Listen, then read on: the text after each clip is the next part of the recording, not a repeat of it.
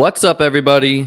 Welcome to another Best Ball Mania 3 stream. Happy hump day out there to everyone that's watching. Thanks for tuning in, guys. Gonna have on Pat Kerrane today. We're gonna do a Best Ball Mania 3 draft, and I want to pick Pat's brain about a couple subjects. If you're in the chat, let me know. Steven, good morning. Good morning to you. It's afternoon where I am. GM, OX, Jason, what's going on? What's going on, man? Excited for you guys to tune in. I think this is like my 5th stream or so in a row, so happy that I'm pumping out this content. If you somehow are not up on Underdog Fantasy, this show is sponsored by Underdog. You can use promo code ChessLiam for a $100 deposit match. And make sure you smash that subscribe button, hit the like button. Really helps me out. I am at 388 subscribers, so nearing in on 400. Real excited for that. Tyler said, ready for another day of learning from the GOAT. Thanks, man. Really appreciate that. Alex, good morning to you. We need a good afternoon. Is it GA? GA to you. Tyler asked, am I excited for the WSOP?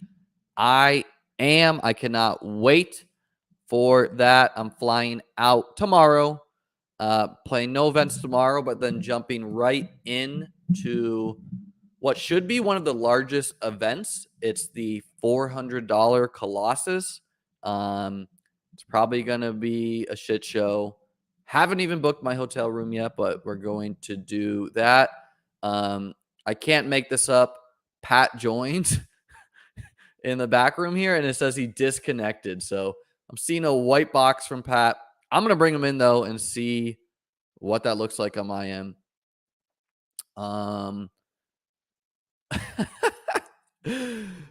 Pat, I don't know if you're hearing me. I don't know if the people can hear you. Oh, there you are. What's going on, Pat? How you doing today? Looks like maybe things haven't quite. Oh, now I'm hearing some audio. Pat, are you hearing me? Check the private chat. Get in with the yo. I can tell by that face. That is the face of a man who's working through some technical difficulties. I can't hear. Can't hear. Yeah, can't hear. Can't hear. He said. The Pat Kerrane special, Steven says. So we'll give Pat a second to work that out. I'm going to tell him to maybe try leaving and rejoining, or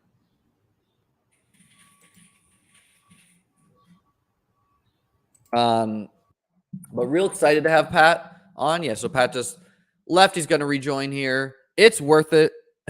Camden asked, could a stream with Pat start any other way? That's a good point, Camden. This looks like someone recorded themselves, so it looks like they're working, but actually somewhere else. Nick, that's so true. That's pretty funny, man. Again, guys, if you have questions, comments, let me know in either the live chat right now if you're catching this, or if you're watching this after, throw it down in the YouTube comments. I look back at those. We had Davis on yesterday. We did a drafters draft. That was always a good time. Davis drafted Gronk moments before the retirement news came back. We're going to talk about that with Pat. And a little bit of other news dropped. We're right on the season where a bunch of news is about to come. Nick says, Big Peacock better get our man some better internet. It's no sweat, though. Very happy to wait for Pat. Willis, let's go. Yeah, Willis, I recommend you to rewind a bit if you need to.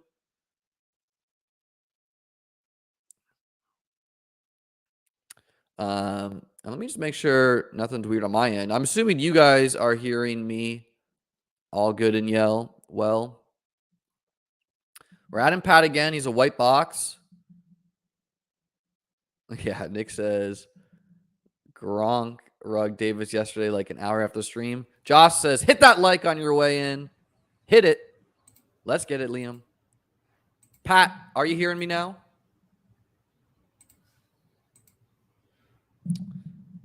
It's again a face of a man that is not hearing me.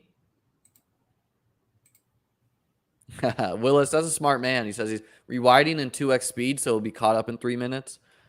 You're catching it live here. Let me try to think through with Pat what we can do.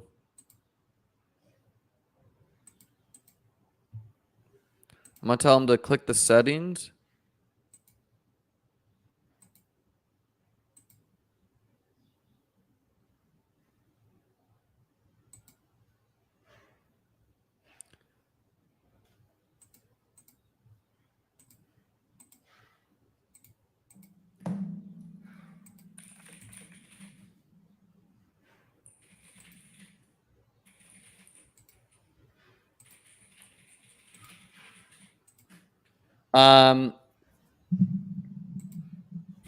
Jake says props to Pat. I'd be raging so hard. Yeah, I get that.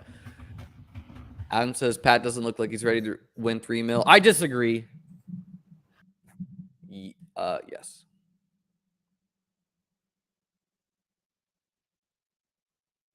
All right, so we'll just field some questions until we get Pat ready. If some reason he can't get that up and running, that's okay. Let's talk through my plan for content while I'm in the Blaine says 50 in the live chat. I love to see it. Me too. Really inspires me to keep doing these. Sorry, guys. I'm multitasking, talking with Pat behind the scenes.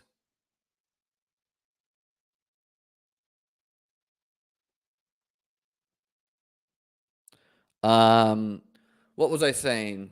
Oh, mentioned for my Anthony. I'll get to that question in a second. Mentioned for my video content, and the plan is I'm gonna have some long form videos uploaded on the channel. Where the first one I'm gonna do is just looking through my playoff teams last year, my semifinals teams, looking at the Underdog final, see what we can glean from those teams. And then I finished a couple high stakes DK best balls, and I think I'm going to do a long form video or maybe a short if I can learn how to do those, where I just review the team. My first team, I got some killer value that the players are getting steamed up already. So looking forward to those. Okay, Pat's image is loaded. So now I'm going to bring him in. Pat, I think you can you hear me?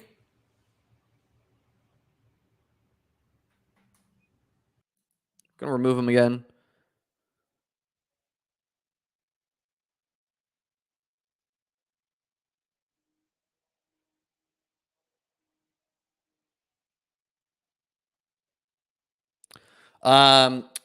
Anthony asked, thanks for the question, Anthony. Liam, you mentioned on an overlay yesterday. Can you explain what that is to the newbies? Happy to do that, Anthony. The underdog symbol here and the promo code there, that's an overlay. So you can see on my end, I can turn that off so it goes away, or I can bring it back. So that's what an overlay is. It's just a image.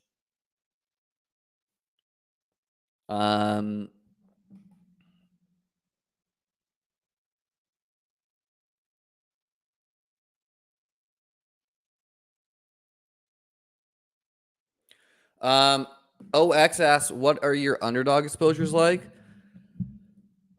I'll review those eventually. I'm just not. I'm going to fire some main event drafts on the FFPC. And because the buy in is so big, I don't exactly want all of my exposures to be out there. It's no secret about a bunch of them.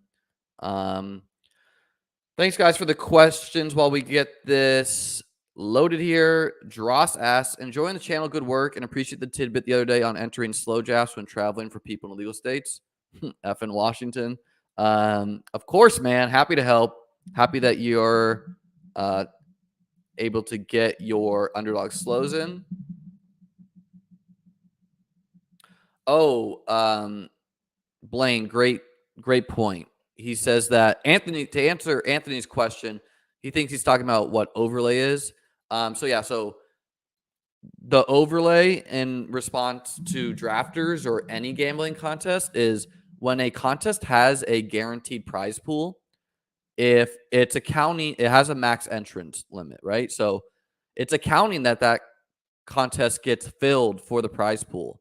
If the contest does not get filled, then the prize pool remains. So you're just competing against less people for the prize pool. And what the sites do, like for Underdog, if the contest didn't fill, what it would do is it would add wildcard entrants to the playoff rounds. Where instead, like, for example, 2 years ago in some of the 1K DK drafts, and maybe I don't remember what the buy-ins were 2 years ago because they changed it last year, but the high stakes DK ones, that contest didn't fill. And instead of 2 out of 12 making the playoffs, it worked out to where it was like 2.65 out of 12, aka a lot of leagues got a third team into the playoffs. So us as gamblers, it just helps our bottom line to find contests that don't fill. What DraftKings did 2 years ago for their $20 Millie Maker contest, in my opinion, is frankly unacceptable. What they did is their contest did not fill, and so they gave out a bunch of free tickets to fill the contest and as kind of like a PR move. And it just really throws off the integrity of the contest when they did that because it brought in all these like casual people. Okay, Pat says he's good. Pat, can you hear me? I can hear you. All right, man. How you doing today? To the rescue. Doing good. Yeah. He had to switch the browser to Firefox. He's a smart man. He's worked through these technical difficulties before. Thanks, guys, for hanging out until Pat and I got this worked out on our end. So, Pat, how is your hump day going? A couple questions I wanted to ask you before we jumped into our Best Ball Mania 3 draft. Yeah, it's going good. I drafted a pretty weird earlier. Went like extreme zero running back with double elites at the onesies. Got a little weird on this Wednesday. Felt kind of nice. Those are some of my favorite teams, actually. I build quite a bit of teams like that. And especially when I'm multi-tabling, like the puppies, I just build all my teams that way because I don't have to think about it. I just know, like, done it wide receiver, done it quarterback, done it tight end, and then just throwing all the running backs in the queue and leave it and go to the other one. So that's what I do when I built like 20 puppies at once or something. I did leave. I left one wide receiver slot open because I had to get KJ Hamler, obviously. But yeah, that was it. You take off the quarterbacks and the tight ends. You just go pound out 7 running backs and call it a day. I love it. Pat and KJ Hamler is going to be part of the questions. Whoa, you just jumped on me. Eric asked, "What's Pat's equity stake in this one?" Well, Eric, great question. I have graciously given Pat 50% equity, no payment needed. We learned from the PR mistake. You have to pay me this time. We learned from the PR mistake that Pat is donating his time here. It does kill me as a gambler. You know, I am a professional gambler in the eyes of the IRS and in the eyes of myself.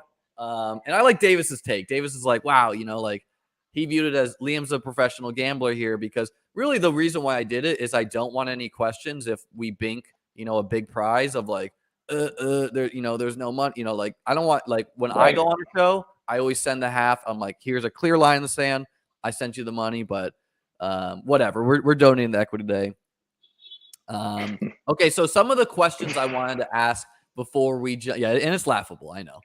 Before we jump into the draft today is every year we see the market decide the pecking order of some of these ambiguous situations.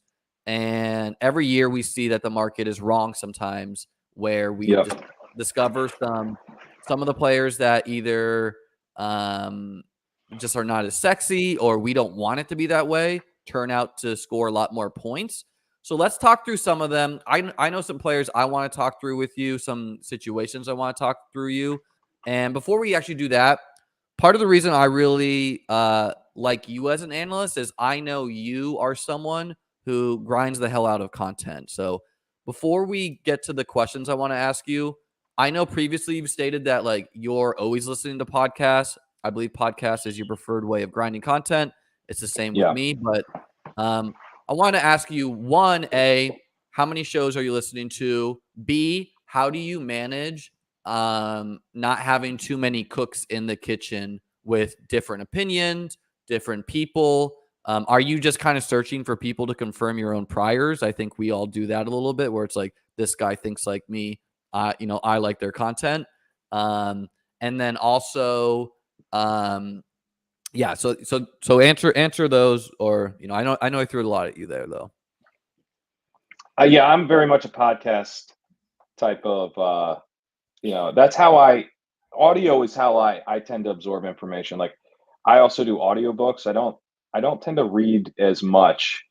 Like, I don't know. I just, for me, like, kind of, it just like I kind of can visualize as I'm listening to something. Yeah. And it just like helps me absorb the information a little bit more. It kind of gets my brain going without like zoning out, which is why I prefer the audio. But yeah, I listen to a ton of shows. I guess I would say I'm not like, I don't think I'm trying to confirm my priors. In some ways, I'll end up like getting FOMO on stuff that I'm not doing. Like, I remember listening to, like, Davis had you on and Eric on, and you guys are talking about some interesting stuff and players I wasn't really drafting.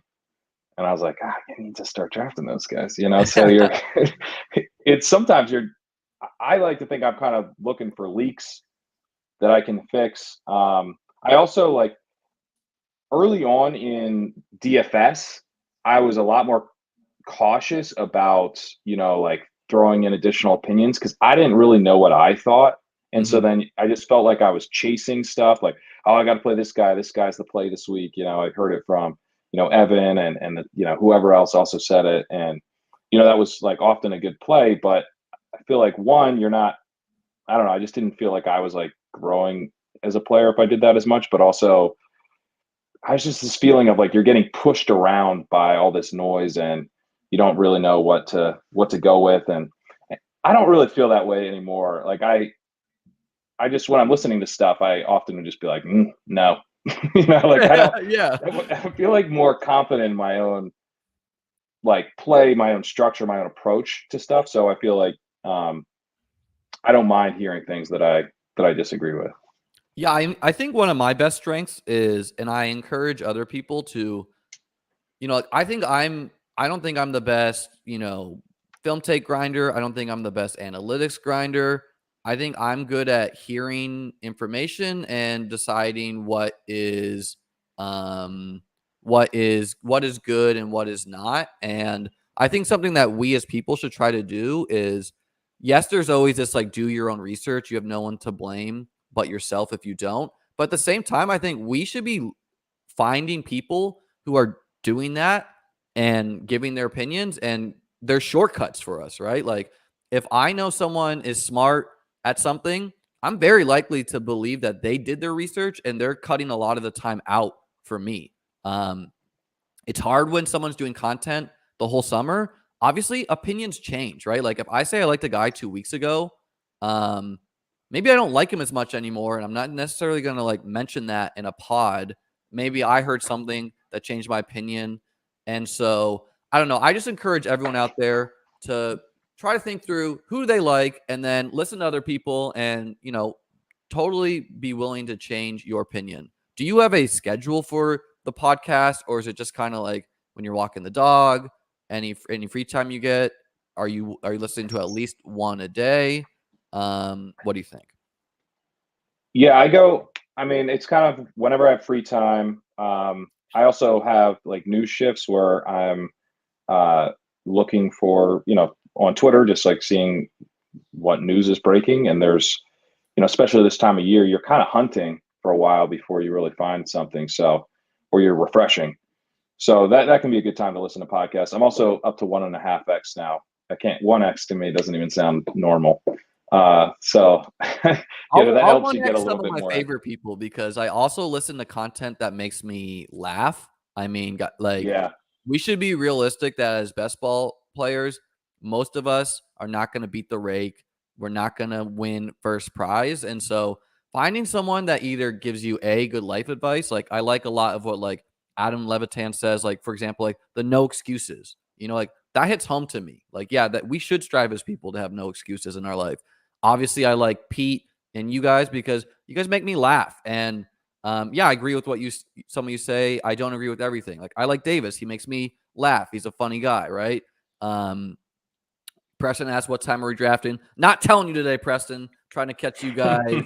Not trying to catch you guys sleeping. I considered lying and say we're jumping in 5 minutes and pulling a fast one, but we're not going to do that.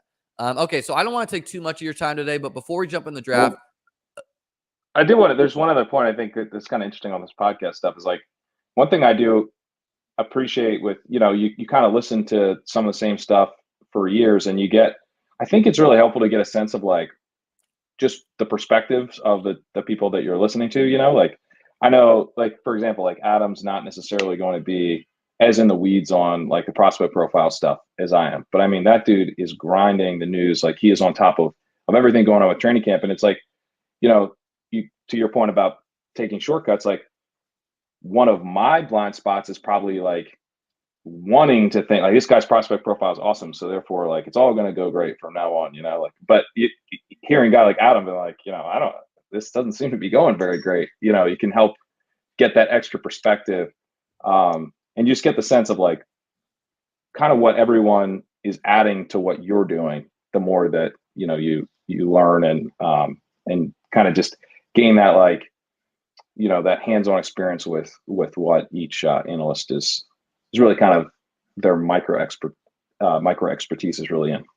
Yeah, I think a lot of different people provide different strengths. Like, for example, me, I'm someone that's just always good at games, right? Like, when a game is not known, like the GTO strategy, I just think I intuitively am wired for games. I'm like super ADHD, but what that also does is allows like ADHD can be a superpower because you can also hyper focus. So, like, what you said about like listening to the streams, like, yeah, like I'm driving my car, but I'm like thinking through the players. And I think about best ball. Like I'm thinking about best ball in the fucking shower. Like I'm thinking like, Yeah, oh, like maybe I should be doing blah blah blah blah blah. Like you're the it's Zach always on my Galifianakis brain this meme of summer. yeah. Yeah. So okay. So let's take let's talk to a couple, maybe like 5 player situations before we jump into this draft. And I want you to give me your degree of confidence that the order the market has it is correct. So let's start with for Dallas, Jalen Tolbert, the rookie, versus James Washington. How confident are you that will be the pecking order, either when the money matters or for the season? Because we've seen good things from James Washington before. He's not a guy I have enough of. We know he's a spike week dude. How confident are you in that market order? Not very confident. I think Tolbert's just a lot easier to get excited about because I feel like the asymmetric upside is with him. But one thing I struggle with Tolbert where he's going is that like he looks a lot like Michael Gallup, very similar kind of, I mean, Michael Gallup I think is one of his best comps, but Michael Gallup was not very good as a rookie. So like even in situations where he is Michael Gallup, he might not pay off this ADP. So yeah, James Washington is someone it's never fun to draft him, but I am trying to get him in on Prescott stacks, and I'm not like reaching for Tolbert with Prescott stacks, partly because I know I can tack on Washington.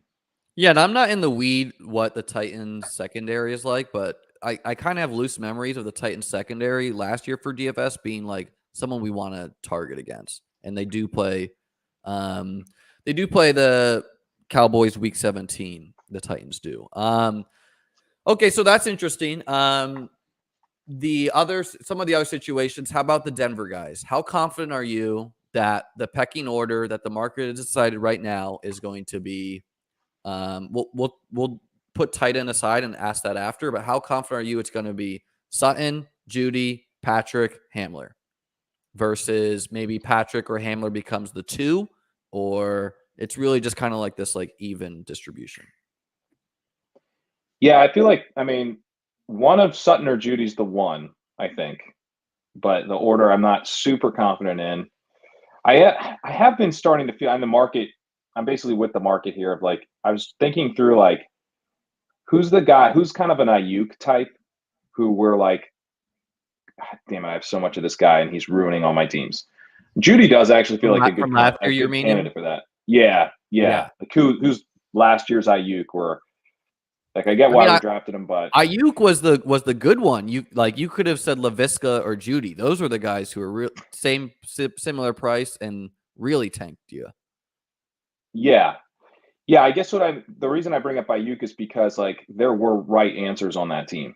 Yeah. And so I wonder if like now Sutton's more expensive, so he could be that guy.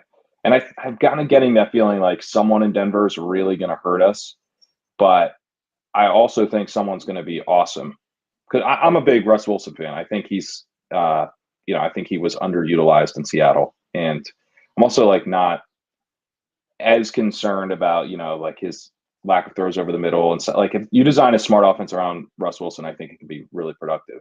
And the other thing with him is that right, it's the deep ball is really his superpower. So that also makes it tough if you think about like getting it right for week 17. I mean, it it could be based on one or two plays that swings it. And that Chiefs defense was close to worse than the NFL last year. I know they got some new pieces, but it's like pretty tantalizing game. And I could see Patrick becoming the 2 because Hackett wants to also be able to run the ball and he's a bigger guy who can block. I could see like Judy's not in on 3 wide receiver sets. I could see, I don't know, maybe it is Judy. I don't really think it is, but I've kind of just been approaching it. I don't have a ton of Sutton. I have more Sutton than Judy, but I don't have a ton of either and just taking the cheap guys. But I don't know. Someone's going to surprise us there. How about Albert O versus Dulcich? The market's decided that Greg is pretty much undraftable and Albert O's price has kind of been all over the place. How confident are you that it is Albert O and then Greg? I mean, I think it'll be Alberto to start the year. That seems pretty obvious. And I've drafted Alberto like in this kind of Alberto versus Dulcich war. I'm obviously the Dulcich guy. I'm one of like 3 Dulcich guys in the industry, I think. But at the same time, like Alberto, I think is quite high upside. So super. And like we got like murmurs of him catching 50-yard bombs in camp. Mm-hmm. Who does that tight Yeah, end? I know it's he's got an interesting profile. Pretty good downfield usage, has been very efficient so far. So yeah, I think things could, really break towards Alberto there. They are also talking about a committee and a split there, and I think at that point, it like if you have a split tight end room, it's a huge deal. I mean, all of a sudden Alberto is like Mo Alley Cox, So I do think to me, I'm using the uncertainty there to tackle on Dulcich occasionally in Russ Wilson stacks, but on Underdog, like even that, it feels a little thin. Like I have to be in a situation where I like really feel like I need the third tight end, and I didn't maybe get like a Judy or Sutton, so I'm just kind of looking for a little extra upside on the stack. That's not something I'm hammering. With the Alberto side, I'm mixing it up. So I do take him, but I also take some of the other tight ends in that range. And sometimes I'll just push it there. I could get Alberto here, but there's another position that I like. And knowing that there's kind of a big tier of tight ends that I think he is a part of, I'll mix it up that way, pass on him, and grab another tight end later. I'm a sucker for a player and a good offense, and maybe it's just fresh on my mind from last year, but thinking through the tight ends that were late picks last year, they all came from good offenses. We had Gronk, who was late. We had Zach Ertz, who ended up on Arizona and was a smash. We had Dawson Knox, who was undrafted. And we had Dalton Schultz, who the market was just wrong that it was the other dude. It was Jarwin, yeah. It was Jarwin. If a tight end is going to emerge that you need, like it's not a Cole Kmet on a bad Bears team that's not going to score that many passing touchdowns. I think it might be a Trey McBride. It might be a Dulcich. It might be who used to be Cameron Brate. Okay, I don't know if we're going to run into a hard out with you, so I have more questions I want to ask, but I can kind of work them in throughout the draft. So one more situation we'll do before we do that. Green Bay. How confident are you it is Lazard, Alan Lazard, and then I think the pass catcher 2 there is like Tunyon and ADP, and then it's Watkins, and then it's like Romeo Dubs What about Randall Cobb. Oh, and Christian Watson. Christian Watson? Yeah. So I think it goes Lazard, Watson, and then the other guys who I don't know. Twitter seems to hate Watson. I like the draft capital and the athletic talent. But how confident are you about the Green Bay order? I'm kind of getting more confident that it'll probably be Lazard as the top guy. I mean, Watson is really raw. So I don't know. Like, I kind of like it's one of those situations where it's really just up to Rodgers. If Rodgers gets to decide whether or not Watson breaks out this year, like, because I think he could just make it happen. And I brought up James Jones as like a guy on the Packers. Like, you don't necessarily need Watson to be that good. Like, if he's James Jones, he can be a great fantasy asset. So, again, I think it's one of the situations with Watson where it's like in the scenarios where he is the guy, it's really exciting. Probably just needs to be like, you can get on the field playing an MVS role, and then kind of grow from there, get some screens worked in. But I'm not drafting a ton of him. I'm probably not drafting enough Lazard, to be honest. And in some ways, maybe I'm just like not that high on this passing game because it does seem like maybe they pivot a little bit here and they go more to like a run-based attack with, playing a little bit more on the defense. They've always been so slow. So, if they transition a little bit away from the passing game, then this offense might be like a lot less appealing to have a lot of pieces of. Yeah, and it's like you can just kind of take Aaron Jones and you get the points if they do run it in more close, and B, he could be the number 1 or number 2 target in the offense. Like, it's not out of question. Like, think through how Devontae Adams scored with Rodgers along the goal line. It was like he would run across the formation and do these like little screens and whatnot. Like, I could see Jones having that role. All right, let's jump into this draft. And we'll ask more questions as we go to be mindful of your time. Let me share my screen. Thanks, guys, tuning in. And let me share this. We are sharing a tab. All right. So hopefully we can get a top pick. We haven't really gotten one of those yet on stream for me. I've gotten a lot of the later picks. And we are filled. So thanks, guys, for helping to fill this out.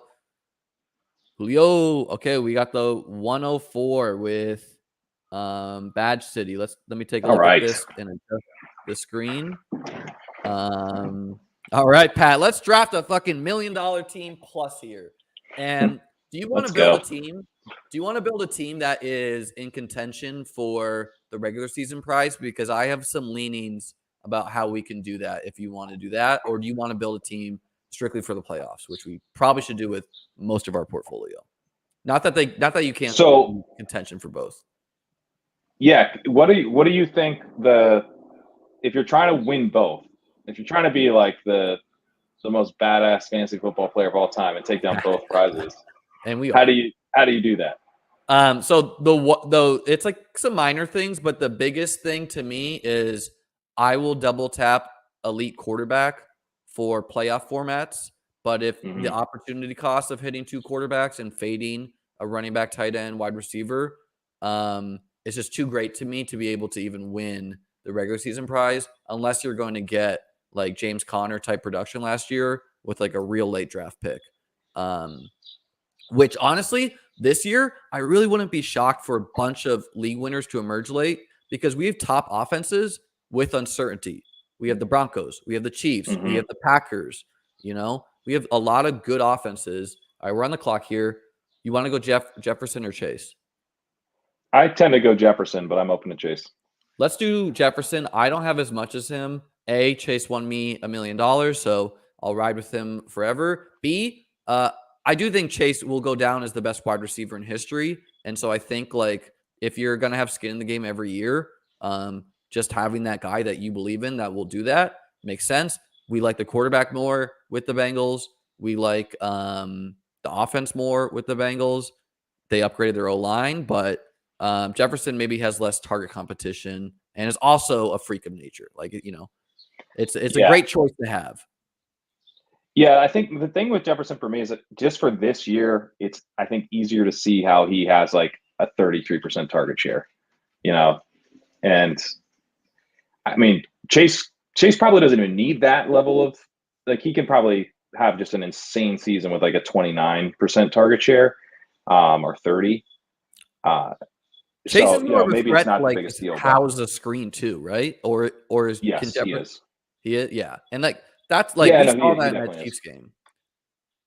Yeah, yeah, explosive plays. I mean, his yards per target was off the charts last year.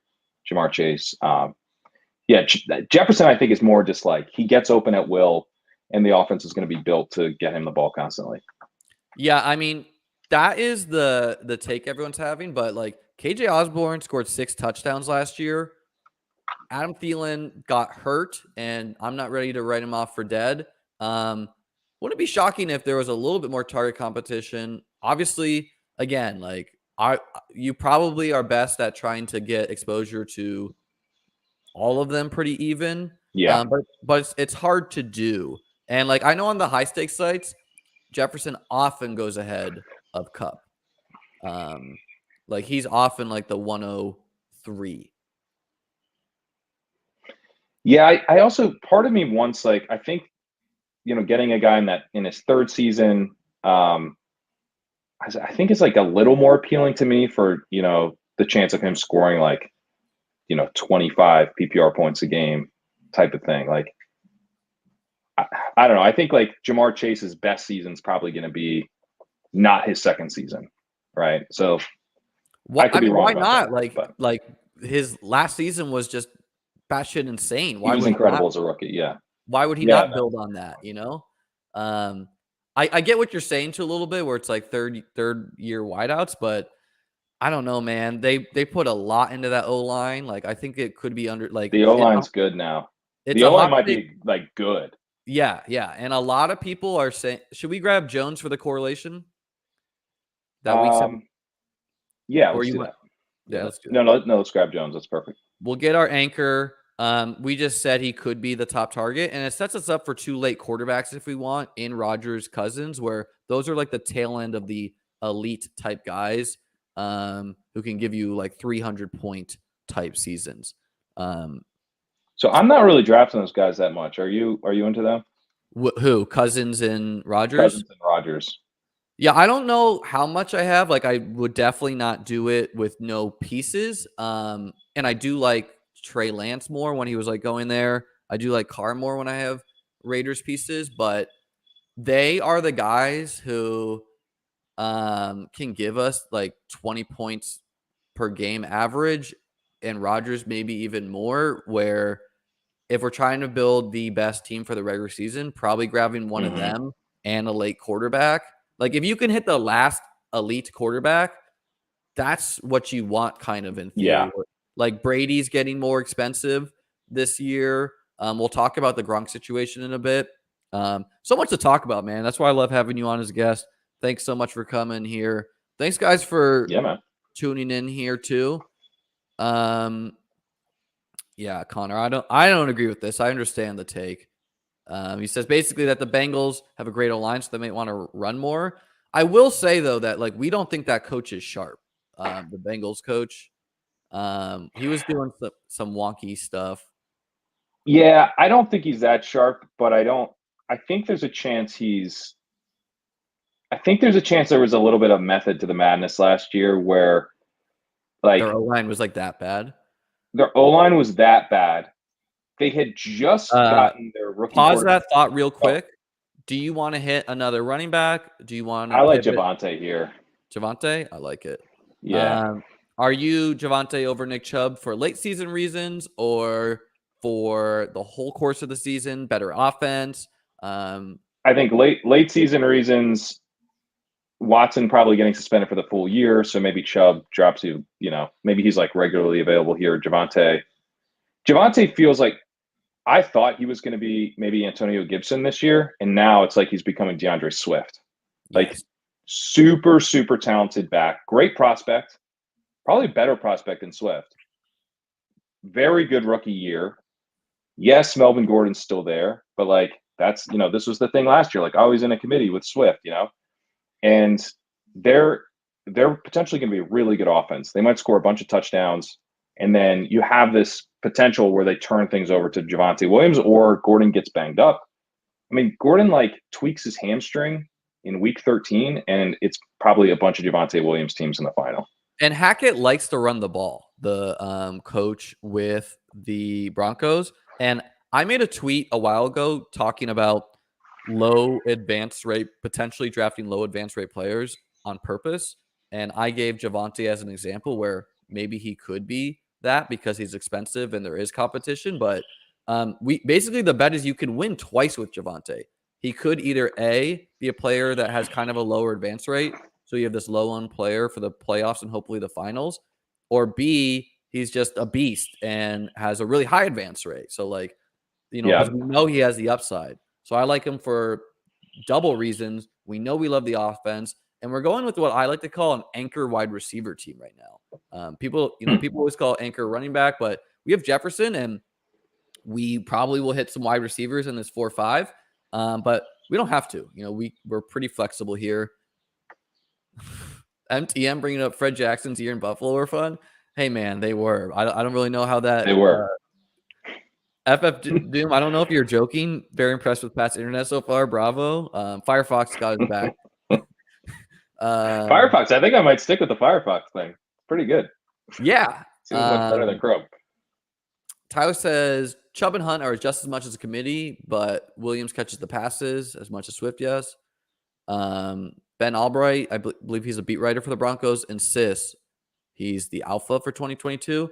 Yeah, I like him a lot. And like I always like Chubb because we've seen him house these runs where he's not gonna ever have that legendary season probably, but he just can give you 30 any day of the week, like we saw in the playoffs last year.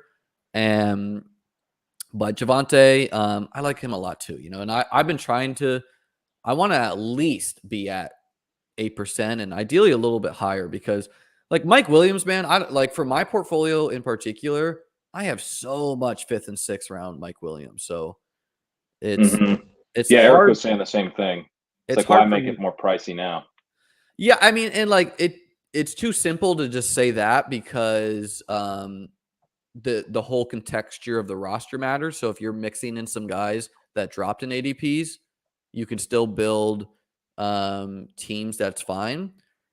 Paul asks, am I from Buffalo since you're a Bills fan? I'm not from Buffalo. My dad grew up outside of Buffalo, so I grew up watching the Bills in Pat's country. So that's how you know I'm loyal, because through those dynasty years as a child. Steven says ETN getting expensive. I wanted to talk about this. There's I've been chasing the ETM steam a little bit and think he honestly will settle in this round, the where he just went. But James Robinson got a little report yesterday. He's looking good. He's a guy who could rug us a little bit. Wow. So Gabe Davis going right before. Would have loved him. We're getting a falling. I would do Kittle here. I like Kittle. I just love the elite tight end build. I like Terry. I was actually talking more than Metcalf if we had to go wide out. Yeah, me too. But let's get Kittle. He's a guy who, if I had to choose which tight end has the highest ceiling in any individual game, I think I might say him. Might take an injury to someone, but we saw like he gave us a 40-point PPR week last year. You don't see a lot of tight ends just trotting out 40 points. Yeah, and Lance might be good for the weekly ceiling of Kittle just because he's going to throw downfield a bit more. So, and Kittle's so good after the catch. He hits him across the middle and something. He just gets rolling. I think Kelsey probably has the highest ceiling still, even with the age concerns, but weekly ceiling, I mean. But I agree. I think Kittle's probably higher than Pitts just because of the state of the offense. Waller maybe a debate. Yeah, I don't know. It's just we've seen those huge spike weeks from him. And like basically if a tight end is going to have a 30-point, 40-point week in week 17, you cannot win without them. pretty period there, in my opinion. You're just separating by so much if someone's trying out 5 points at their tight end slot. Yeah. One thing so Pitts now and Pitts here fell to the 312, right? So actually earlier, that team I was talking about, I took Kelsey at the 112, and then Pitts was at 312, so I just took him. And I'm not building a lot of teams like that, but I like it. It does feel like, yeah, because you're like, what if I'm giving myself kind of 2 outs to having the guy who you have to have in and they're one of 2 wide receivers basically that just play the tight end position. Yeah. I think in some ways that might be more appealing than the double elite quarterback, at least, the pricey version anyway. Yeah, I agreed. I try to sometimes I build teams with both, but if I had to choose one, I would rather have double elite tight end.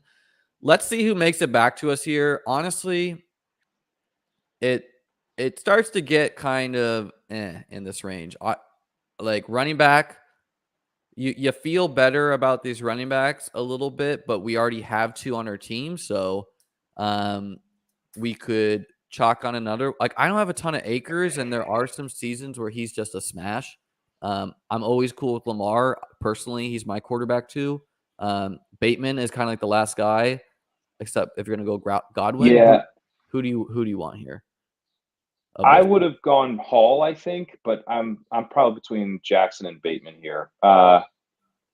We could always I would say Bateman, because we have Lance as a possibility later. We've got Ross as a possibility, I guess.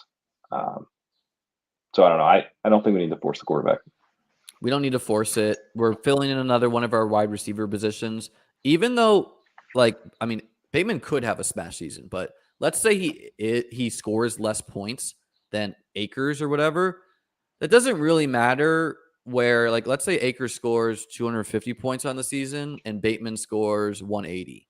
Even if you're giving up 70 points there, the fact that you have to start 3 wide receivers every week and only 2 running backs matters a lot, where maybe you get a running back that gets close enough to Akers later in the draft.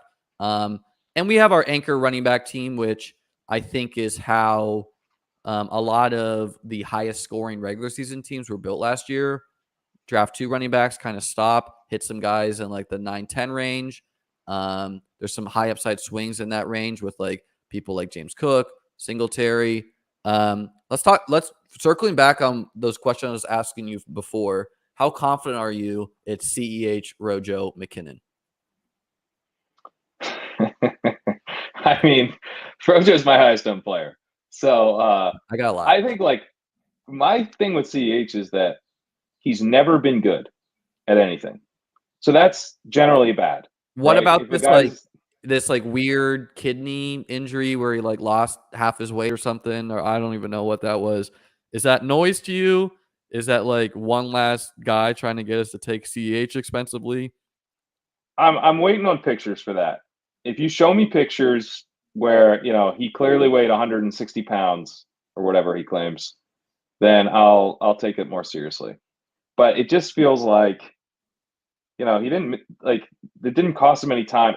Denzel Mims lost weight, and they were like, yeah, you're you're not a professional wide receiver. And we heard about it at the time. It clearly cost him, maybe cost him his career since he was already on the fence. They hate him. But I don't know. I'm skeptical that it was as intense of a weight loss as he's saying it was. Yeah, pictures are it didn't happen. Yeah, I don't know. And losing weight can kind of be weird, where it's if he lost the weight from a leg, we may not have noticed. I don't even know. It was gallbladder surgery.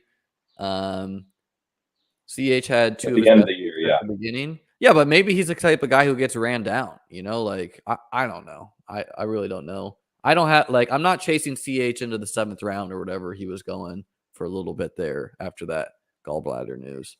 Yeah, and McKinnon was awesome in the offense.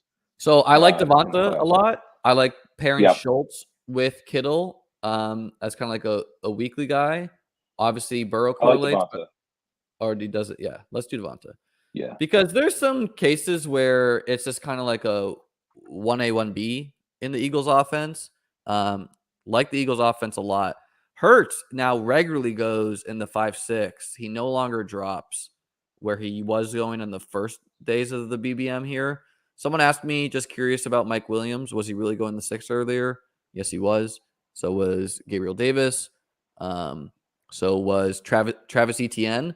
Just before Yes. Yeah.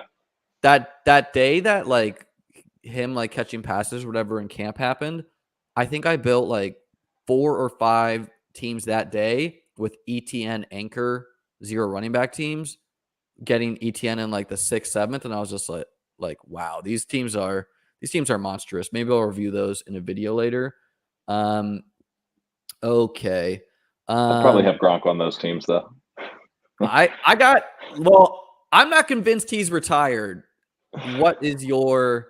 I mean, his your agent doesn't seem convinced, so that's a defensible position. Yes. Okay, let's pause here. I like both these guys. We can take Gage too, who I have a lot of like. Gage is one of my highest owned guys. He used to be because I was getting him in like the 100s to the 120s. I've not chased him as much into this round, but he's looking like a good bet. We can grab Russell too and fill in some guys later. Where are you on it? Or we can push quarterback because we know we have Cousins and Rodgers. I kind of like Russ here. What are your thoughts on the Javonte Russ stuff? I'm cool with that because you're capturing a lot of the points from the Broncos, and we know we have cheap wideouts to add with Russell. If you're asking me, do I think the 2v2 of Russell plus 8th round guy or Russell plus 9th round guy versus Rodgers plus 7th round guy or Cousins, like maybe I side Cousins, Rodgers there, but I don't know. There's some players to really like in this 8-9 range too. And even if like I like Russell a lot too, where he had that finger injury last year, and even if he doesn't have like as big of a season as he was having when he was like cooking 2 years ago in that COVID year, he's going to have this big spike weeks, which and their playoff schedule, like they have the best playoff schedule. Where I think I don't remember off the top of my head, but I think it's like Rams, Chargers, Chiefs or something like wild like that. Here, I'll look it up. I got FF Doom says Liam's flag is planted so hard on Gronk. I actually have some Brait too. I am not going to chase Brait up. Are you? No, I mean, Adam had a tweet about Brait, saying like he doesn't even really view him as. Who's Adam? Can you Adam clarify? Levitin? Okay. Yeah, sorry. No, he had a tweet about that maybe they don't even view him as a 1-for-1 replacement because he's kind of more of like an F tight end, or he's not an inline tight end, and he's kind of a big slot. Where Gronk is very much like an inline tight end. And so maybe, it's kind of a committee role to replace him. And also, I can't remember who was saying this, but someone was making the point that the Buccaneers have historically, this Arians offense, which Leftwich will be running a version of, they've not really used the tight end a ton as a passer. Like they've kind of had to change things up a bit to incorporate Gronk more. But maybe now we go back to the tight end not drawing a ton of targets there. And, we saw this, remember, I think it was 2019, maybe it was 2020, the OJ Howard breakout hype that never happened. One of the pushbacks there was they don't really use the tight end in this offense, which, we were kind of betting on Howard's talent despite that. And I kind of feel like the offensive design did end up hurting Howard there. Yeah. Real quick, just to correct what I said, the Broncos play the Cardinals, the Rams, and the Chiefs. The Broncos play the Cardinals, Rams, and the Chiefs. And the Cardinals D is supposed to be pretty bad, so that's like the nut matchup to me for the whole of the playoffs. I know this stat's been floating around here that Brait had a ton of red zone targets last year. I get that. I mean, I don't know. Like I tweeted out yesterday that I think there was a lot of smoke about Brady wanting to go to Miami, and what we know about Gronk is like he likes to party. So I could see him just like throwing a fit about not being able to go to Miami and going to party. But I don't know, I man. hadn't Like, put together. That's totally what this is about. I yeah, hadn't right. put Like, that together. he wanted to. He's like pissed that he can't go to Miami now. So he's either gonna wait a year and then go to Miami Yeah. with Brady, or He's he's going to be in going. Miami. He is going to Miami. Whether or not Brady ever shows up there, to be decided. Yeah, yeah. Even if he's not playing football, he'll be in Yeah. Miami there. So yeah, I mean, and I think there's like some credence to that. But yeah, like I mean, come on, like if someone goes down, like Mike Evans goes down, whatever. Okay, I think we just got to scoop the value Yeah, we on got to. MVP in the 8th There's round just a little there. mini with Devonta. Yeah, I don't know, like who plays more games this year, Hopkins or Michael Thomas? Michael Thomas. I mean, that's real good to know, and we got him a discount. I mean, I don't know. That's not a fact. Oh, no, but I mean, I know you don't know, but you're making the bet that it's Michael Thomas. And look, for going Jones and Williams to elite running backs, if these wide receivers hit, this team's a smash. Jefferson, Bateman, Smith, Thomas, like with Kittle, with Russ, we filled out our starting roster, which is kind of how you should be building if you're targeting the most season-long points too. Davis hated that I said that yesterday. He said that's a fish take. That is a big boomer take. You got to fill out your starting lineup first. It's like the ultimate boomer take. Well, it's not like we were doing that on purpose. It was like, yeah, I know. It just kind of like fell to us. Lazard would have been interesting too if he took Michael Thomas to fit with our team. Moore and MVS. MVS going ahead of Moore now. And Moore's price has finally dipped to where I think it's like yeah. I think like he should never have been going here.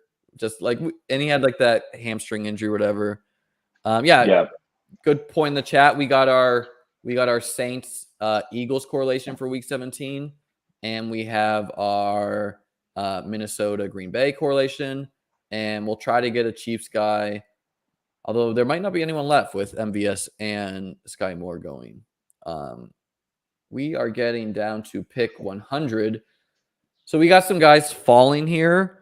We could grab a Rodgers and grab some cheap options with him and be done at quarterback. Ken Walker's dipping here, but I think he might continue with, like, there's been a little bit of penny buzz. Chris Olave and Wilson are some of the cutoffs there. Robert Woods is probably the one in Tennessee.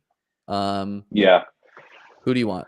I don't mind going Rodgers. I like Wilson, and Woods is fine as well. Not an Olave guy. We also set up that Jameis double if we want to. I just rather have Wilson than Olave, but yeah, the Jameis double's not terrible. Okay, we want Rodgers, and even with me saying previously, like I don't think this is like optimal for scoring the most points out of 455,000 people. It's not that big a deal. You're just saying basically, like, let's say our second quarterback was Jameis, who maybe goes in like the 13th, 14th. You're basically saying that you need a 13th, 14th round running back, wide receiver, tight end to match the production of someone in this range, which can easily happen. The 9th, 10th round is pretty interesting because there's a lot of uncertain situations that could break in any direction. Like you got the Chiefs wideouts there, you got the Bills running backs, you got some of like the tail end of the rookie wide receivers / like wide receivers we feel good about being potentially ones. Yep. The tail end of the elite quarterbacks come in this range. And I like us having the double elite running back with the quarterbacks, 2 pass catcher running backs. And even if like the Packers are not as good as they were last year, they play in the NFC, which like sitting down and trying to choose the playoff teams in the NFC, like how do the Packers not make it, especially with them investing in the defense? Tyler said, yeah. Okay, I spent way too much time the last 15 minutes looking at CH picks from last camp OTAs. I'm not seeing any visual. Holy shit, looks so small for 30 pounds. Okay, cool. That's what I'm waiting on. I want the pictures. We know, we get all the pictures of the guys in shorts talking about how big their quads are and stuff. I want the skinny quads of CEH from last summer. Someone can send me the skinny quads, then I'll give him another chance at, I'll write off his bad 2021. We still have to worry Send about us his that bad quad porn. You 2020, heard it. but At Pat Kerrane on Twitter. Send all your CEH quad porn there. hashtag skinny quads. Michael, there's some sites that put out some ADP movers. Personally, why I don't import rankings is because I'm in these streets drafting all the time. So I just know who moves ADP. And I think importing a ranking, unless you know nothing about football or you think you significantly need the help of someone else's rankings, is bad because you can't see who moves in ADP if you're just looking at a set of rankings. That's when I draft with people who have rankings imported, it like completely screws me up. Like yeah. I'm so much on the ADP, like, because that allows, to me, it's like I don't need any help knowing who I like. You know what I mean? Yeah. So I'm kind of more thinking football like, guys. Like not everyone is. Like someone out. yeah. Okay. I kind of like Edmonds. Yeah, I would do him or Ramondre. I tend to take Edmonds more on teams where like I really need the points right away. I just think that Ramondre's I don't know. Try not to abandon my last year priors. I had a ton. I saw some stat. Did you see the Chase Edmonds tweet? no. So some I saw an guy. outside zone stat where he's incredible at running outside zone. Yeah, and Chase Edmonds like retweeted it. He's like, this guy's smart. And that made me like really bullish. He's like, this guy knows what he's talking about. And so to me, that means like, hey, like I think there's a lot of hope for the Miami head coach. I'm forgetting his name right now. But McDaniel. yeah, McDaniel. And I think he probably told Edmonds, look, man, like we're gonna run this outside zone. You're good at it, blah, blah, blah. Like sign here. And they play the Pats week 17, which people are saying that's a bad matchup because I think they're like a pace down offense, but their defense was bad last year and they lost some pieces. They could be bad against the run or like, I don't know. Like I could see teams trying to shut down Tyreek and Waddle and Edmonds just eating up all these short targets and whatnot. So I like Ramondre too. I got no problems with him, but I just see it a little bit easier for Edmonds. Yeah, I get that.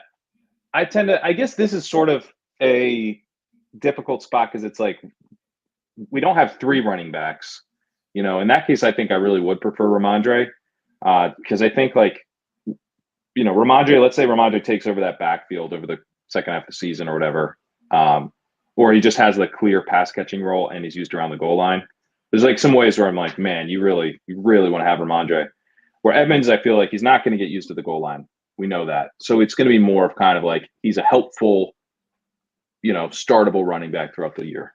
So not sure why Carr is falling so far. Madison correlates with their team. I like Jarvis is like the last. I like Jarvis. When did Tim or Patrick? McCole? We could do that.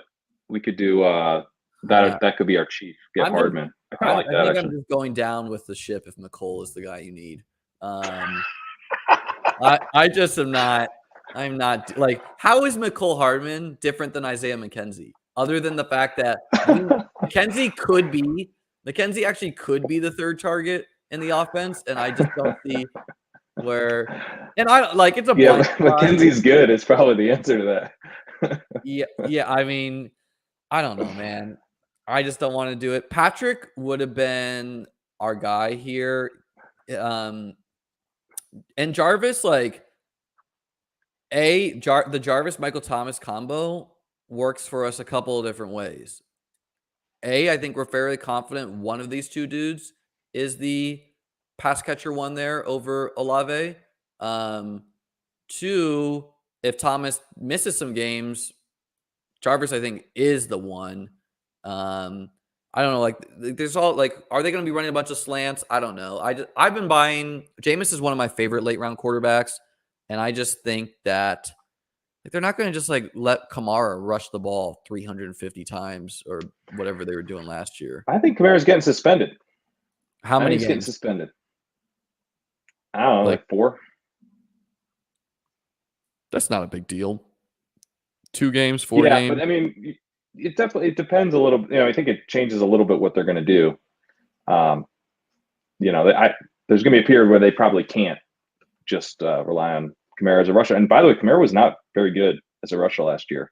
Fell off in like every metric as a rusher. I faded him last year, literally like on all the sites. I just was going. That's where I was getting weird. I was going like Diggs over him. I was going Eckler over him. And it worked out. I mean, maybe I got more lucky, but I think it was kind of good process to say, hey, it's Drew Brees is no longer there. This team's going to be different. I didn't think the team was going to be that good last year. But I don't know. Literally everything the Saints have done tells me they think they're a good football team. So I like getting pieces of good football team. And their defense should be really, really good. So I think they'll be in games probably. Joshua, love this. Landry is liable to throw deep ball to Thomas at some point this season. That's true, man. Oh, that'd be fun. He's got some weeks like that. We can even Week get 17 Landry to Thomas for the number one overall or we finisher.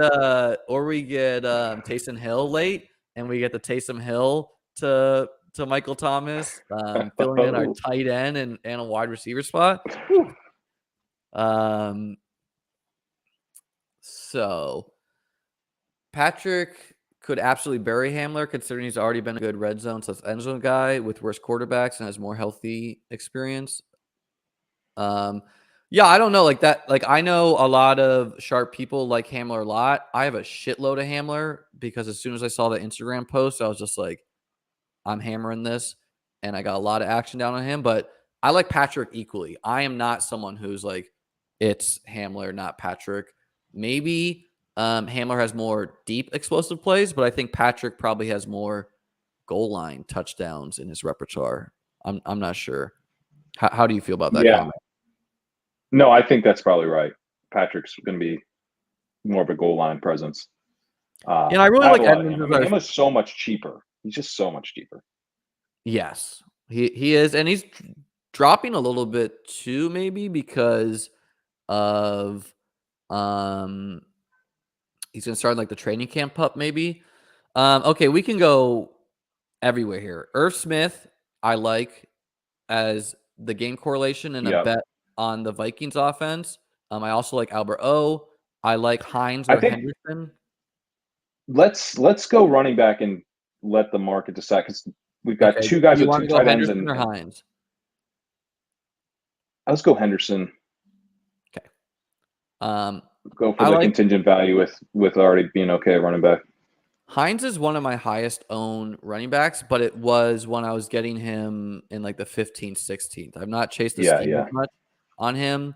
And Henderson, we know, has a bigger season outcome in him than Hines, because Hines will never ever be the guy if it goes down. He'll be part of it. Yeah, I'm kind of breaking ties towards contingent value like overall right now, just because like that's one of the reasons to draft in June. But then also, like for me to have Aaron Jones and Javonte Williams and Chase Edmonds, like it's a pretty good running backs. So, I feel real good about our running back core. Our wide receivers are not bad either. And let's let Obama here draft. And I have one other take that we might do differently than the tight ends, because what's interesting about the market on Underdog is I don't really view these tight ends all that different from each other. And so like it regularly makes me want to push my tight end too. He did go tight end. I like going Osborne and saying, like he goes with our Rodgers Viking stack. He scored 7 touchdowns last year, maybe 6 in the weeks 1 through 17. And I saw a little blurb about him. I have quite a bit, and we're just gonna push the tight end and see who falls to us. We're getting another wide receiver spot. Our buys are really overlapping here, but that doesn't bother me. We're gonna have starting players. And I really like this Edmonds-Henderson combo. Like, Edmonds to me is like the tail end of we think this guy might be the running back 1 in his offense. Yep. No injury needed. It's just like you got to beat out. You just got to beat out Mostert. You got to beat out Sony Michel. You got to beat out Gaskin. And he's got the most money there. And KJ Osborne, like, I don't really know much about his like athletic profile or his college production, but I don't think you score 7 touchdowns by accident. We think the coaching staff is sharper with the Vikings this year, where they're going to pass more. More 3 wide receiver sets. More, yeah. Like, because what were they doing a lot? Were they doing 2 running back or 2 tight end? Or I think they ran a fair amount of 12. I'm not positive about that, but I mean, like, and the Rams that were offense, fully 3 wide receivers and 1 tight end, right? Yeah, Rams were running a ton of 11. Yeah, and that's probably what the like. Who is there after Irv Smith? They let go of Conklin, so they're not gonna. I think they it's are like Amir Smith, Marquette, and at the other tight end position. I don't even know. I don't know who their tight end Oh, 2 they is. had Kyle Rudolph for no. He was a Giant. He was a Giant. I'm not sure who it is, but yeah, it doesn't really matter because I mean, Do you mean Thielen? I kind of like Irv because I think he'll get all the snaps. But you like who? Irv? Irv, I don't love Irv, but I do think he'll kind of have a Higbee role where he's just out there all the time. Yeah, this like Tanyan, Irv. Like Irv is kind of like a small guy, and his RAS profile is not that amazing, but we saw what the tight end did there last year. I forget his name right now. Who I just said his name. The guy that's with the Jets now. Conklin. We saw what Conklin did last year. There's zero reason to think Irv can't produce. We know Cousins targets the tight ends a bit. Like, that's been a narrative about him. But KJ Osborne is maybe a bet a little bit against Thielen. And it's just kind of like betting on, like, Cousins is going to throw for, 4,500 yards or something like that. Like, getting pieces from offense like that makes sense to me. And also, so one thing, well, let's make our pick, and then I want to get your thoughts on something I've been thinking about. Oh no, what happened here? We still got guys here at tight end. Even Brait, we could do it. I kind of like Fant. It doesn't correlate, but let's get Sammy. Let's get Sammy and get something going with our. Okay, we'll get Sammy, and yeah, I mean, like, I don't have enough Sammy, but there are some seasons out there where he is the one. Like, right? Like, I don't like. He seems like a legit insane person in real life.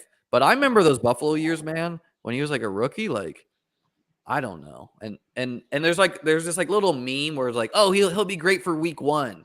Well, what if he doesn't? Yeah. What if he doesn't get hurt, right? And like, what if Rodgers is a weirdo. He probably likes that Watkins is talking about lizard brains and whatever he's. That's true, dude. All of those conspiracy theory stuff, like Rodgers is down those same rabbit holes now. Absolutely. So that's some correlation right there. You got to correlate your conspiracy theorists. We talk about the Bible narrative. What about the conspiracy Reddit narrative? Yeah, the YouTube rabbit hole narrative is a really underutilized part of a drafter's portfolio. If you guys are enjoying that take, make sure you hit that like button. You're not hearing that on other people's content. It could be because I have no employer, so takes are truly unhinged, straight off the hip on this. Our takes are unhinged as Watkins and Rodgers. As Watkins and Rodgers. Chris says Randall Cobb. Like, yeah, man, like Randall Cobb feels gross, but he did have 5 touchdowns last year, I believe. And, like, he had like two touchdown weeks. I don't know. There's been Amari Rodgers buzz. I had Scott Barrett on the show, and he mentioned that he had some. Okay, so we can. Should we let's get Ingram and get it done. This is like if we're gonna take one more running back and be done, I feel much better about taking Williams or Tyrion Price and pushing it on tight end. Do you want to take Tyrion? I have an idea about the other running back. Who? Let's do the tight end. Tight end? Well, I don't want to say because it might not come back. Okay. We'll grab Ingram here. I'll put it in the private chat. Okay. He doesn't fit the mold 100% of tight ends that did great last year were good offenses, but attached to a legendary or generational quarterback who we think is going to be much better. And it's hard to say, that makes sense to me. It's hard to say what will happen in that team with Doug Peterson running the show there, who used the tight end a lot. MTM says angling hard for Taysom. Maybe. Draft Rodgers and Watkins because they both love conspiracies. Got it. You got it, Preston. Take it to the bank. When you're catching that $2 million check, you can come in and super chat. I don't even know if you can do that on my channel. I'm trying to get to 1,000 subscribers. We're close to 400, guys. Please help me get to 400. Would really perk me up here. Sammy Watkins feels very gross. Hey, man. He Sammy does. Watkins, I'm not going to argue with that. He's a gambler. Let me tell you that. He was like spending time in the casino. I remember there were some reports about that last year. I don't even know, man. But Rodgers to Watkins, book it home. Like, yeah, I do think Lazard's the one there, but I don't think he's like Devontae Adams type one in that offense. And, you know, Rodgers is not exactly the quarterback you want to have unstacked. When did Hamler go? I think someone just took him not to let us get him. Yeah, he went right before 14. Oh, man. That's getting a little steamy. So we're just doing the Wilson to Javonte stack probably, which honestly, that's fine. Or, you know, we can always go Greggy D late if we want to. Greggy D. I was going to say Greggy D. I don't think Greggy D. Greggy D. I don't think I have him as much for Underdog, but I want to get there. Yeah, I mean it's a little thin for Underdog. Let's be honest, but I do like tacking him. This is the situation where I'm like, well, got locked out of everything else.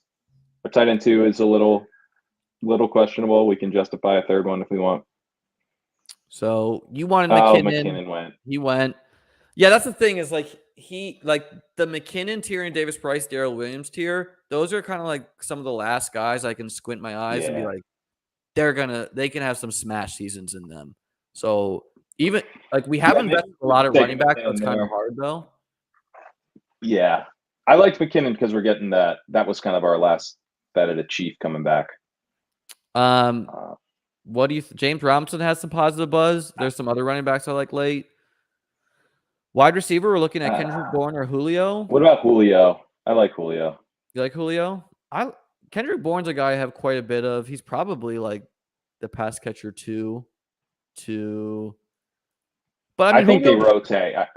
I think the Patriots outside of Jacoby Myers is just gonna be pure rotation. And Julio could sign with the Packers. That seems like a spot he could sign. More likely to retire and rug the community, Julio or Will Fuller? Fuller. You think Will Fuller? I mean, would you see such a poetic end, right? Like everyone hammers him every year, and then he's like, actually, no, I'm not even playing. I think Fuller because he shattered his finger. He's required multiple surgeries to get it sorted. And we have now really not heard anything since he posted a picture of his finger being like, this damn finger. So in kind of an Andrew Luck sort of way of like, you know, just like sick of the rehab shit. Yeah. FF Dooms says we don't even know Fuller. Yeah, we're not even getting the Michael Thomas Instagram post of him like doing box jumps. It's just T.Y. Hilton over Fuller. Hilton's probably not retired either. Like, I guess he's a guy. Oh my God. You remember that like immaculate catch he had he had those in the playoff weeks, and it knocked I think it knocked like a team out of the finals for me, where the ball like bounced into T.Y. Hilton's, or maybe it was like the real playoffs. I don't remember. It's probably a great week for Leone. Oh yeah. Okay, we're on the clock here. We can grab Odell for late, McKenzie, Justin Ross. We could grab I'm open to any of these guys. I would say Daltz is probably 18th if we're going to do that. Screw it. We're gonna grab him now because Got to reach for Dulcich. You just got to do it. now we'll grab McKenzie. Oh, I hit it at 0, so I like to do Woo. that. Just kind of let fate decide. That's pretty good. I mean, you're new to the YouTube game, yet you already got the nimble fingers. Yeah, hey, that's Impressive. the ADHD in me, like the ability to multitask, click all these buttons. That's another situation. How confident are you? It's Crowder over McKenzie for the slot. Not that confident. I mean, Agreed. so reading The Athletic, like I think this was last week, they were mentioning, and they can't like report like which team guys are running with, right? But they were tracking the targets that everyone saw, and they were like, McKenzie made some nice catches on some passes from Josh Allen. Crowder looked good catching passes from Case Keenum. Like McKenzie's with the ones, and I don't know if he's like exclusively with the ones or whatever, but McKenzie's getting work with the ones. They've been very complimentary of Crowder, saying they expect him to kind of like force his way onto the field as kind of this trusted outlet. He's the zone beater. I think just from kind of like Tyler Boyd in Cincinnati, I think it kind of makes sense to have this like underneath guy who just gets open against zone in Crowder. So it's probably Crowder, but there's going to be weeks where it's McKenzie. I think that I would be almost shocking if there aren't weeks where it's McKenzie. And when he's shown 30-point upside, plays for probably the best team in the NFL and one of the top offenses. There was some rumblings early from the Athletic that maybe it's McKenzie against man coverage and Crowder against zone. Mm-hmm. Crowder is the guy I have very little Crowder, and I don't want it to be like that. It's just like his cost has gotten really crazy, and I do believe the Bills will run more 2 tight end sets, which takes the slot off the field. And so I don't know, because like in one sense, Crowder was so dependable with such bad teams, and now he's finally on a good team. So you want to be in. He's young. He's like 5 years younger than Cole Beasley was. He's like 28. Yeah. But and I do think Crowder will have some good weeks, but I don't know, like 10 catches for 50 yards is not needed in half-point PPR. Who's going to score the touchdowns? And McKenzie's a 17th round pick, where let's find where Crowder went. He went in the 11th round. Yeah, I've taken some Crowder, but man, the 11th, it's a little tough. It's like right after Jarvis Landry, right after Tim Patrick. Seems like a bit of a drop off. Are we good with 4 running backs here? Because I feel like we're. I think yeah. I think we are. Yeah. All right. Right? Because like we're saying these guys are all ones, and this is one of the best handcuffs. And Chris Evans is the other guy I would take personally. Jeff Wilson would be somewhat interesting, although we don't have much going on with the 49ers. So yeah, we have Kittle. I like Dulcich. Let's just get Dulcich with the stack. Yeah, it feels bad not to have any pass catchers other than the running back. And Dulcich is a guy where he's probably only going to be on, if we don't get any news, like he's probably only going to be on like 10 to 15% of teams rather than 100% of teams. And we just know that is like massively he's going to play football this year, right? Like we have no concerns about him getting cut. We have no concerns about him not seeing the field at all. I like Albert-O a lot, but I don't mind hedging it a bit with this guy who's like pretty purely a pass catcher. Let me name this. Yeah, he's a big receiver. Yeah, and okay, maybe it is 2 tight ends. Whatever. I'd rather have 2 tight ends in a good offense than like, I don't know, Tyler Conklin on a bad team, bad offense. Stream with Pat.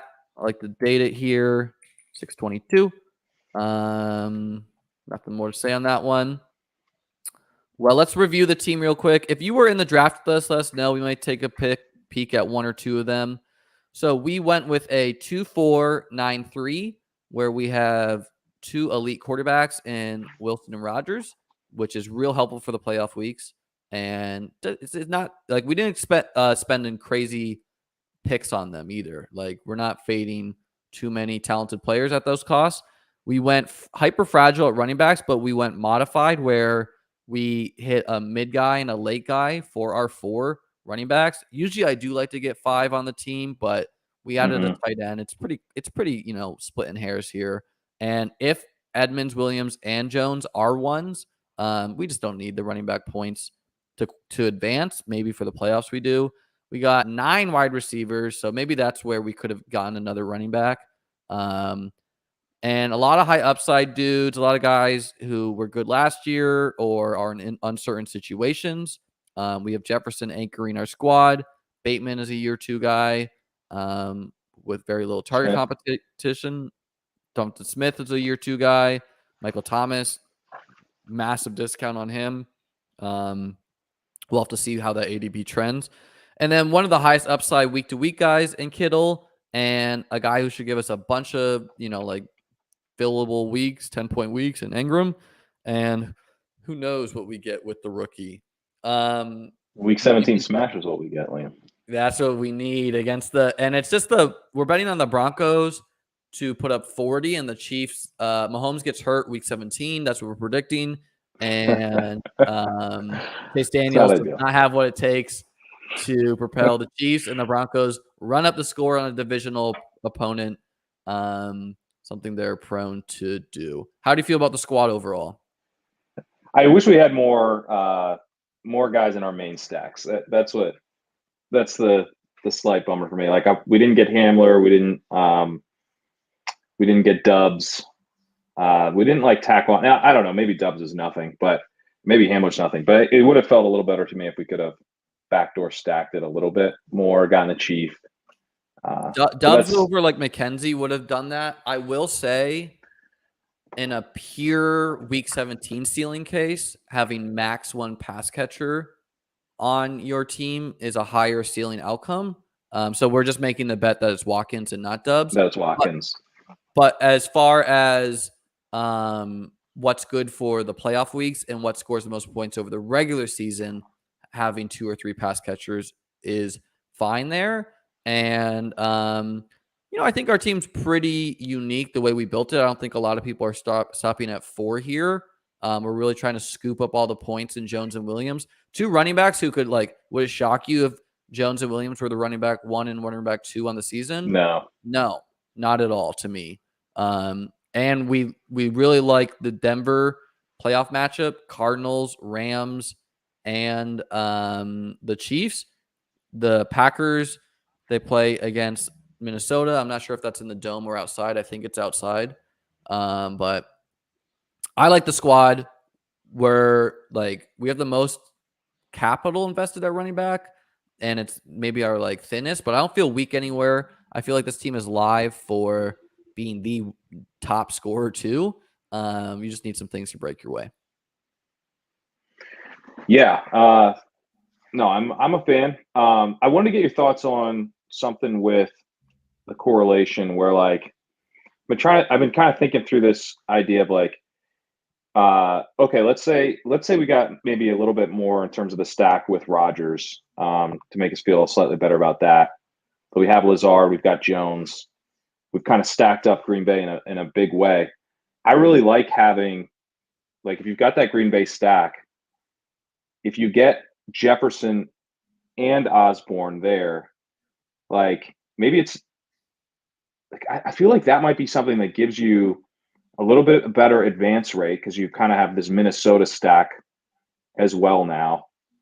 But then also you're giving yourself 2 outs for, maybe it's not Jefferson in week 17, maybe it is Osborne, or if you like that double bring back. It's not that you need both guys to hit, it's price dependent, I suppose. But if you have a big stack with a double bring back, yes, it could be that both guys just go off on, on the bring back side, but you're also giving yourself a chance of it, of basically having the right bring back in that week 17. Yeah, I think that makes sense. You're making a stand that the Vikings Packers game is going to be one of the highest scoring games on the slate. You want as many shots on target, and you're making a bet that they're going to be in good offenses. Regarding taking Jefferson and Osborne and not having Cousins, the quarterback is the least important part of the stack to me. For example, my winning team had Chase and Boyd on it. And yes, Burrow did score more points, than my quarterback to win, but Josh Allen gave me enough where Josh Allen plus Chase plus Boyd did not bury me. And yeah, like we're making easier bets. We don't have to get that much right. Like we're betting the Packers are good. We're betting that the Vikings are good in the air. Like it makes sense that these quarterbacks that have given us 4,000 plus yards year after year are going to continue to do that. We're making a bet that Jones is going to, like, he's one of the highest upside guys in all fantasy football with the vacated targets there, even with the timeshare. But I think what you said makes sense where you're getting more of the pieces in one game. Like I'm not afraid to do that. You probably don't want to go like overboard where like you're going to need some one-offs in some other games, but like as far as like what we did here, like yeah, this is totally fine. And we could have added one or two more Packers too, and I would have been fine with that as well. But like we're giving ourselves some weird one-offs where like I'm not sure what the Bengals run on D, but like maybe they run man. So maybe it's the McKenzie show week 17. Yeah.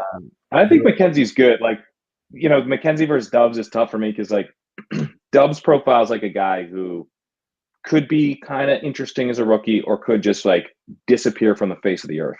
Yeah. And McKenzie, that's not happening too. So to me, he's the type of one-off guy that just makes a lot of sense at his price. But like one of the things, like just kind of on the game stack stuff, like I'm just kind of thinking through this, but it's kind of like, we need to draft like we're right, but we're not going to be perfect with our drafts. So like, if I were to tell you, like, I went to the future, I'm coming back from the future. And for some reason, the only thing I know is that the Packers and the Vikings are going to go off.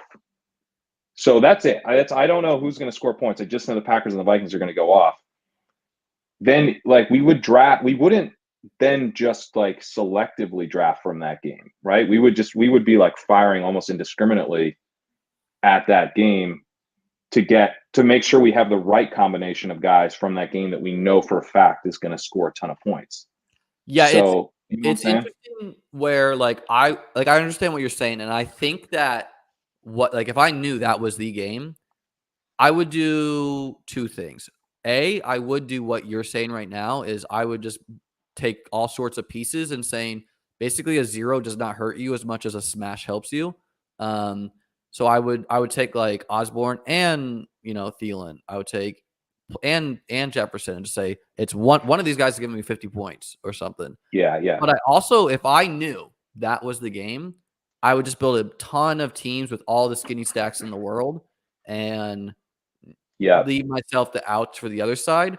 But that's not realistic to do for a set of 150 unless you're so confident it's one single game, where what you're saying is a lot more realistic to do. Like just take a couple pieces. Yeah, because you generally want to do the scenario-based drafting within the draft itself rather than across your portfolio. Like it would be kind of a weird stance to be like, I'm betting my entire 150 on the Packers-Vikings game being the game. I guess, and to be honest, like maybe in 3 years, like that's what you have to do. Like, once things get like so sharp, like you just like, the only way I could take one of these down is like literally just max enter with like, I'm making bets on 2 games in this whole portfolio. I don't know. Maybe that's where we're headed. You know that I'm not afraid to take high variance stands. I think it helps you in huge field contests. And if someone told me I'm drafting 150 teams, 0 running back, or I'm drafting 150 teams, hero running back, like I don't think that's wrong either. It's just it's kind of like a variance approach.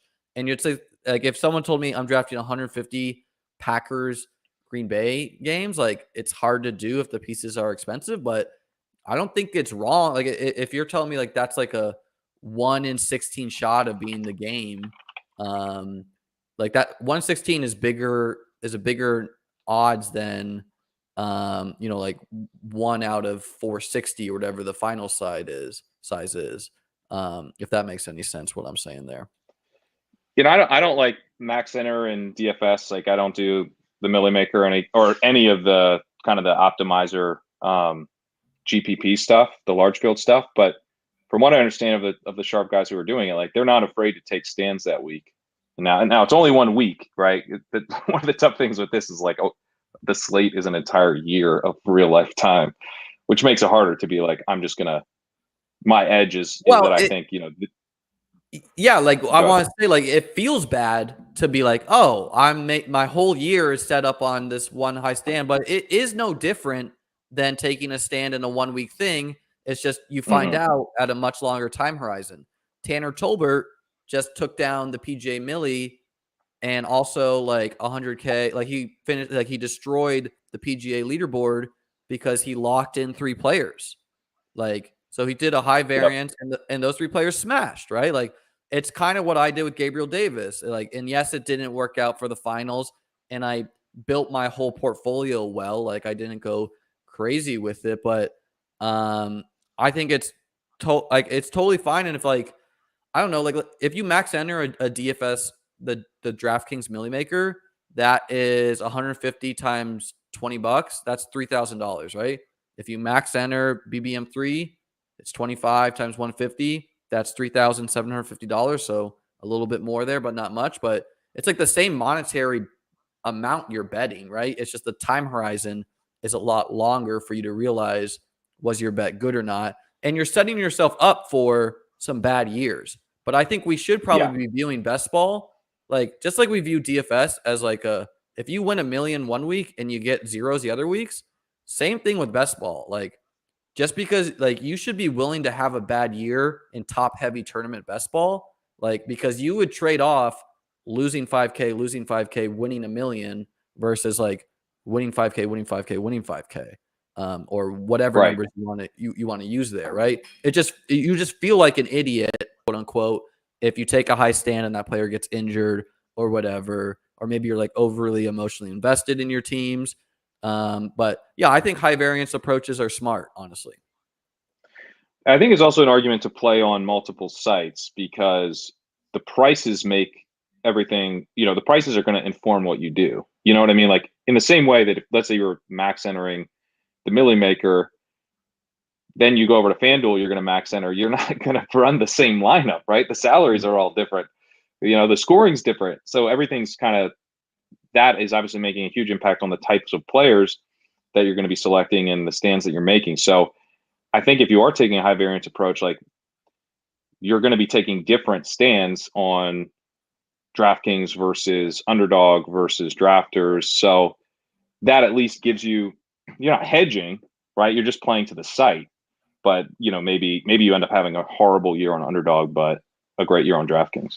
Yeah, like I didn't win. I don't think I profited on DK, only playing Millie Makers there and some high stakes, but I won on Underdog and I did different things on the site. I would just caution that like I made the mistake where like maybe I take like a Renfro or a Cup on PPR sites, but not half point PPR.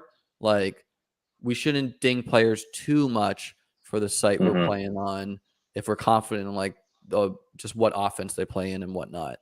But yeah, no, it makes sense to like adjust your like so like even a player like Gabriel Davis, who I love and I know was going expensive on a sharp site like Underdog, on some of these high stakes sites, I was pushing it to take him because I just saw his ADP was like in the 90s or something. So like I don't want to rise up his ADP, and I don't also I want to build the best team I can where if other people are getting him in pick 90, like I'm not going to be like, well, I'm right and he's a 4th-round pick, like adjusting to your site is a skill, and it's hard when you think players are mispriced on different sites.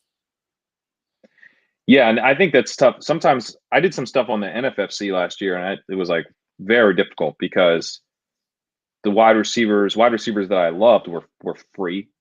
So I ended up just like not taking enough running backs because it's like in every round I'm like, oh my god, this running back value is so great, and those are deeper drafts. So I was like, I'll figure it out later with the scratch offs. But I mean, some of it, like when you have Gabriel Davis at such a discount, then that should inform what you do earlier. Like you should probably like break ties towards a running back, knowing you can get an incredible deal on Gabe Davis. So yeah, I think that's kind of another aspect of adjusting to the site. Someone was making that point earlier that this is why we should draft Cole to do kind of we don't know who it's going to be in these games that go off.